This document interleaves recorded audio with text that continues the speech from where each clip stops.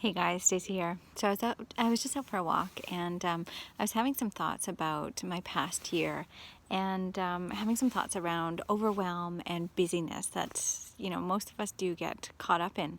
And I haven't honestly had a ton of experience with this until, there's been periods of my life where I have gotten swept up in it, but this past, I guess close to a year and a half, I've really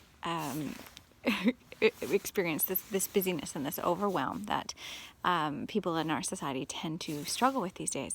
And so I really wanted to speak to that, and because I think it's an important topic and something that really affects our quality of life and something that we really need to consciously extract ourselves from.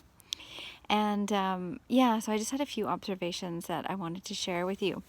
Over the past year and a half, as many of you know, I relocated to a new city. And so that involved moving twice first it involved renovating a house, and then renting that out and moving to a different city, and then finding a house to purchase, and then moving again for the second time within 5 months, and then doing some renovations and actually moving my grandmother from Kelowna to move in with us.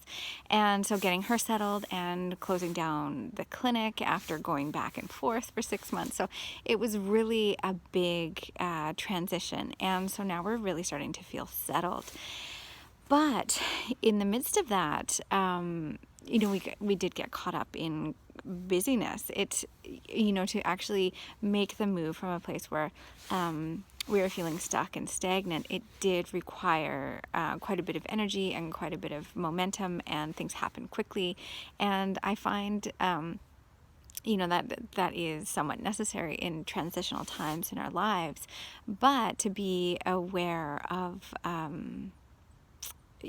not getting caught up in that and not having that become a pattern, because I think it's quite easy to do in today's society.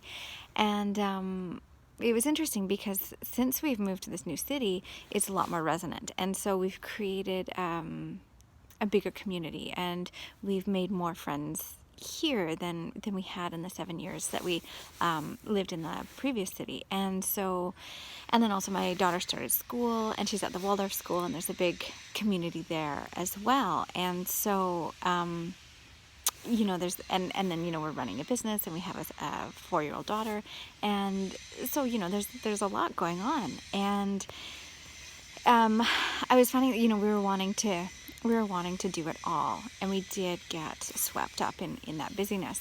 And I've talked a lot about how busyness has kind of become a badge of honor for people. And it's a way of, there's a lot of reasons why we do this, but, a way of avoiding uncomfortable feelings, a way of avoiding ourselves, essentially. And so I had met some friends actually when we moved here, and a lot of us are actually more externally driven, and there's a reason for that, and I'll talk to you about that in a minute. But we're more externally driven rather than internally guided, and so we're basically reacting to people, experiences, situations outside of us, rather than allowing ourselves to be internally guided. And we're not taking the time we need to just be still, to just let some time unfold naturally, to be inspired. And our lives are suffering for that, and we're starting to feel overwhelmed and burnt out, and more reactive rather than sort of directing our own lives.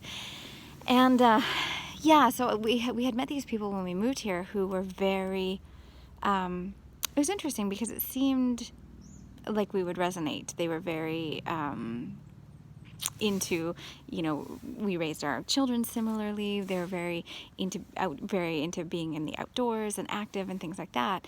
But I did notice that they were very externally driven, and it was like they always had to be doing things, and I found it exhausting. I couldn't keep up with it. And initially I sort of, because when you move to a new place and you're making new friends, you want to be doing these things, and, you're making an effort to make these new connections and things like that. And so feeling a bit like wanting to do it, but also being becoming overwhelmed and exhausted by it. And so now that we're settled and we're starting to, it's nice actually, because we're having the contraction of fall, and so that's a natural time to come inward and start to become more reflective. And so I'm enjoying that time, just giving myself permission to just be, and just sit and connect inwardly. And when we don't take that time to do that, we're not developing that inner life, basically. And so our lives can become empty because we're just being externally driven. So we're needing more and more external experiences to make our lives feel full, or to give ourselves purpose and meaning, rather than connecting within ourselves to do that and to receive inspiration. And so we actually need that stillness and that quiet and that time to become inspired, to figure out what it is we want to be doing, what we want our lives to look like, and to create that. Because when we're on the go all the time and we're not able to sit and just be with what's coming up for us, we become very turbulent in our minds. And so when we do that, it's very hard to sort of consciously create what we want in our lives. And so we're more at the mercy of external forces.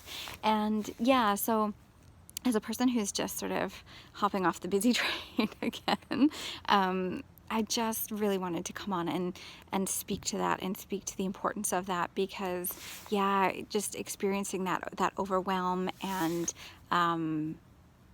being more at the mercy of external forces made me really realize, like, okay, a lot of people are living like this, and just need the reminder to slow down and to be still and to choose resonance over attraction. So to really make sure that you're getting selective about with whom you're spending your time and how you're spending your time. And because we all have the same amount of time. It's just how we choose to use it. And our society is very conducive to being busy, right? So if we don't consciously choose to,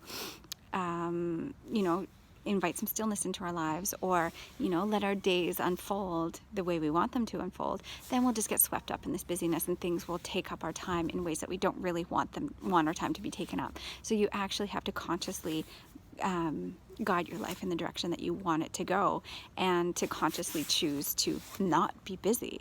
And so I just wanted to speak to that, and find out how you guys are doing with that, and what your thoughts are on that.